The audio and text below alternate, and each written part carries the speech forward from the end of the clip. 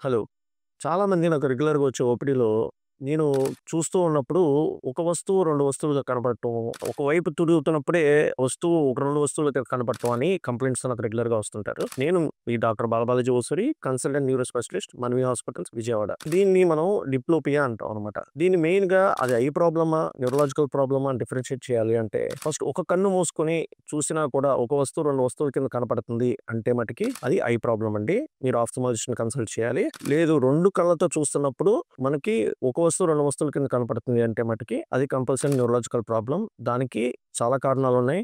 ఒకటి brain stroke వల్ల అయ్యుండొచ్చు. అదర్‌వైజ్ ఐ కండరాలు అంటే మనకు చూపుకు సంబంధించిన కండరాలకి సంబంధించిన నరాలకి ఏదైనా డ్యామేజ్ జరిగినప్పుడు ఇలా జరగొచ్చు. దానికి కొన్ని న్యూరలాజికల్ కండిషన్స్ ఉన్నాయి. మల్టిపుల్ స్క్లెరోసిస్ కానీ, అదర్‌వైజ్ మైస్థీనియా గ్రెవిస్ ఇట్లాంటి న్యూరలాజికల్ కండిషన్స్ కానీ, అదర్‌వైజ్ ఎప్పుడైనా ప్రీవియస్ హెడ్ ఇంజ్యూరీ జరిగి ఒక పక్కన ఆర్బిటల్ వాల్ గాని ఏదైనా డ్యామేజ్ అయ్యి అక్కడున్న ఐ మజిల్స్‌కి ఏదైనా డ్యామేజ్ అయినప్పుడు కూడా ఇట్లా జరగొచ్చండి. సో, ఈ కండిషన్స్‌లోనే మనకి మెయిన్‌గా ఒక వస్తువు 2 వస్తువుల కింద కనపడుతుంది. Thank you.